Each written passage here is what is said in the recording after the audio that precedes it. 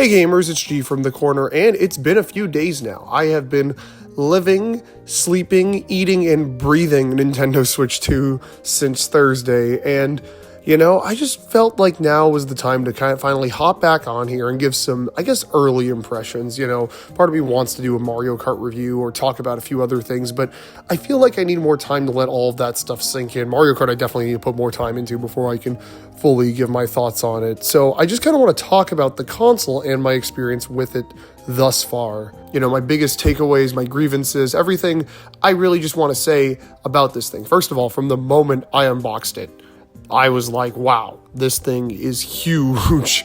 The Switch 1 and the OLED model were both the same size, so I've kind of been dealing with the exact same Nintendo size for a handheld for the last 8 years, so seeing how much bigger and heavier this thing is was just such a shock. At first I was kind of wondering, is this too big? But now I'm going to pick up my old Switch in probably a week and be like, wow, this thing is tiny comparatively. The size has started to grow on me, but it was a bit jarring at first. But what was jarring in a good way size-wise was the Joy-Cons. They are so much bigger than they were before, and my goodness, that makes it so much easier for me to hold them in my hands. I mean, honestly, I thought it would have been even easier than it was, but they're good for handheld mode. They definitely have benefited for that and for use with the grip. But I think sideways Joy-Con is still pretty suboptimal. I mean, you could still use it. You could definitely still play like you did on the Switch 1, and it probably is technically a little more comfortable, but not significantly so, right? It's also really nice how the controllers are no longer wobbly. This was kind of a result of the rails being pretty unreliable on the Switch. You would always feel this looseness to the controllers, but now, because of the magnets and because of how they're attached, I don't feel that at all. I can try and wobble these around and they just will not move. It's really good, and attaching and detaching them feels extremely satisfying, but I bet if you went back to 2017 G, I would have said the exact same thing about all of that. Now, onto the actual console itself, the UI is again the exact same as the original Switch pretty much. There's a few subtle differences, and I'm sure those subtleties will stick in my mind for a long time. But the main thing I'm doing to make this console experience feel at least a little different is I'm changing the light mode. Light mode on the original Switch was pretty eye-piercing, very blinding, honestly, but it's more of a gray on the Switch 2. It's not that different, but honestly, I think it personally looks a little bit better. I think it looks better than dark mode on this thing, personally speaking, which I didn't think about the original Switch. I thought dark mode looked way better than light mode. Maybe I'm saying that because there's a bit more gradients, a bit more drop shadowy-ness. It's almost kind of like the Wii U and 3DS if you made them hyper modern and simple. I personally love the new sounds they put into all of the icons. Instead of being very echoey and quiet, they're all kind of more harsh and staccato, I guess. There's a few fun little jingles when you click on icons. I think they're all great and cute. The Switch Online icon is still a bit out of place in my opinion, but it feels better to hit. It doesn't feel like it's that out of place. It definitely has been there since obviously the launch of the console, but it's not like you're just clicking it and it plays a generic okay, you're opening that thing sound. It has its own unique sound effect, which is cool.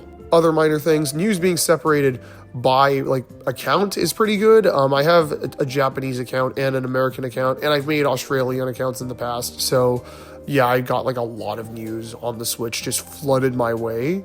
But here, there's a lot less of that, so that's nice. I can filter it very easily. The eShop, obviously, is a dramatic improvement, at least, speed-wise, okay? Going under recent releases reveals the exact same garbage we've been getting for the last few years of the Switch, and I mean, Nintendo really just has to change their internal software validation process to really fix that. But traversing the eShop is for the most part a better experience than it was on Switch. I think one thing that I don't like here is on the original Switch, when you'd go look at a game page, you would have a different color. The games would each have a different color and outline color. So the Donkey Kong Bonanza page, which does exist on the Switch 1, is black with yellow text and outlines.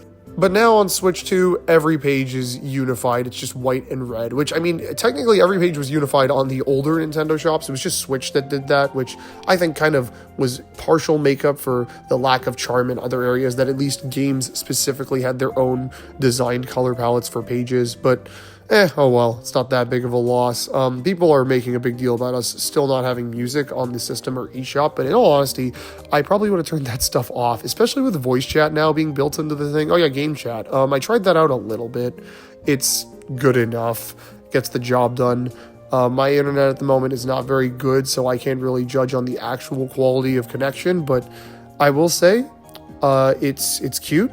I'm definitely going to use it to bug my friends at 3 a.m. if I see them gaming. But that's about it, really. It's not like this game-changing thing, in my opinion. I don't have the camera also, so I can't really comment on any of those features. Two other things about the hardware itself.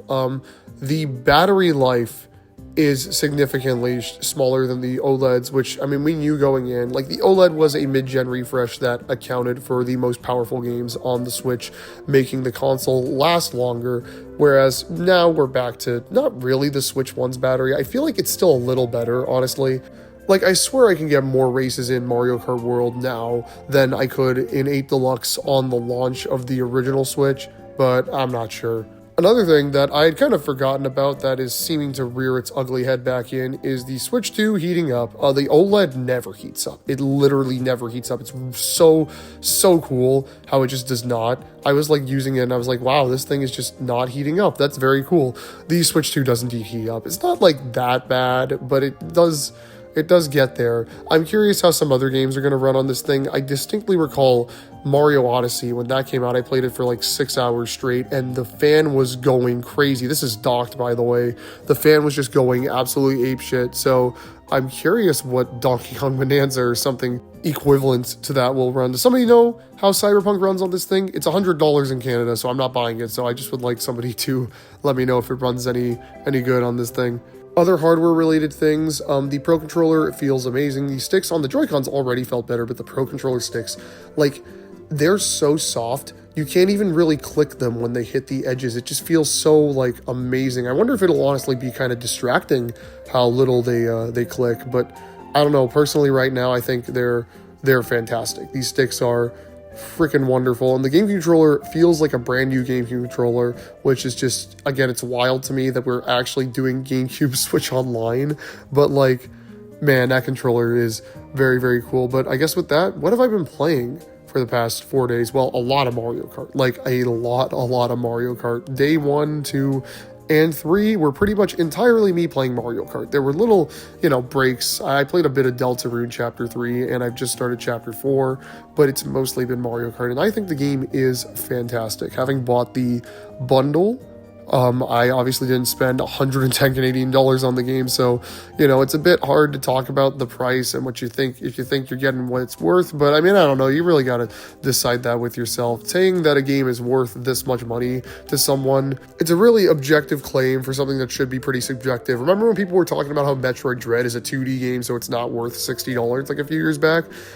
Same kind of deal here, really. I mean, people might think it's not worth 80, people might think it's worth 80. It sucks that it is probably gonna limit some people from getting the game, specifically kids. I'm really only thinking about kids here because I'm just like, yeah, it's gonna be harder for little Timmy to convince his mom to get him an $80 game instead of a $60 game. But like, considering the amount of things that we as gamers pay for, it's not the end of the world. I mean, like, it's pretty bad. Like, I don't want this to be standard, and Nintendo is really only doing it with this and then the Switch 2 expansions, but I gotta see how many more games they try and shove at that $100, $110 Canadian price point before I really make my, okay, this is bad, they need to stop doing this kind of case. Again, Donkey Kong and Pokemon, I'm surprised Pokemon's not this price. I was genuinely expecting Pokemon to hit that price, but it's not. It's 60 on Switch and 70 on Switch 2, which is fine, whatever. I'll pay the 70 for it. I don't care. I've also been messing around with GameCube NSO. This is, wow. GameCube NSO is fantastic. I gotta say, having F-Zero GX and Soul Calibur here on the Switch 2, just like that, it's amazing. This service is going to only get better and better with time. I think the other NSO subscriptions, they kind of hit their stride like about 2 years in, Game Boy and Game Boy Advance finally feel pretty robust after all the things they've added, and N64 is incredible. I mean, it kind of already hit the, in my opinion, incredible point once like Mario Party 3 got on the service, but everything else they've added has kind of been like extra goodies in my opinion. And I really hope that's the case with GameCube as well. Those games that we got outlined for what I'm going to assume are the first year of the service are pretty damn cool. Granted, I guess that would mean we probably end up getting like a game every other month, but like, I mean, heck, when those games drop, I'm probably going to drop everything to play those games. Mario Strikers is going to take over my friends and I's gaming sessions for at least a good week or two.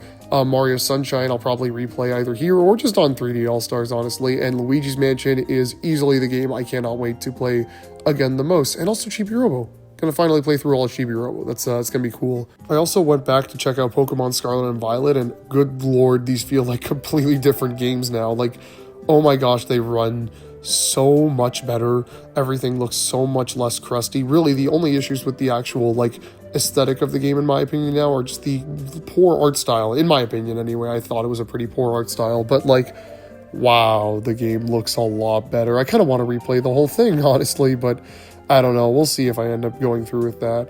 Other than that, I've really just been playing those games. I decided to get an old Namco arcade game, just for the heck of it.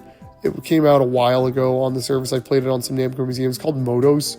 And you know what? Playing it again, it's pretty damn fun. And I'm realizing how many of these Arcade Archive games they've released. They're doing this Arcade Archives 2 series now, which you'd think would mean that it's only on Switch 2, but no, it's just Arcade Archives, but with like online multiplayer and a few other things. But the games are like $20. It's like, oh my gosh, that's ridiculous. $10 for like an old arcade game is already ridiculous, but like 20, dude, what are you smoking here? Very, very weird, honestly. Maybe I'll buy like a Tekken game for that much, but I don't see myself getting much else at that price. But yeah, so far, after about a weekend, the Switch 2 is very exciting.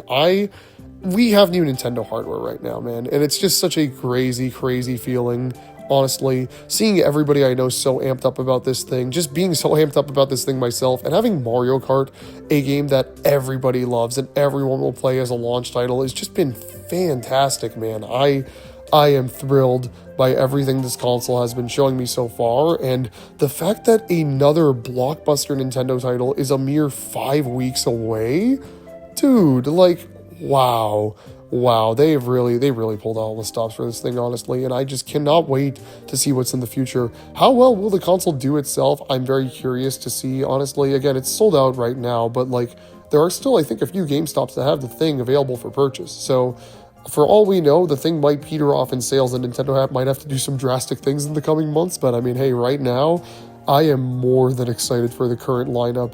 Donkey Kong, Kirby, Pokemon, those are all going to be fantastic. And Mario Kart right now, I still have so much to do in that game. I'm going to be busy with it for quite a while. I hope to have some more content up later in the week on some other Switch 2 things. I don't think I'll have a Mario Kart review ready quite yet. I just want to play the game more and, you know, enjoy more of it. I haven't even done 3 laps on every track yet.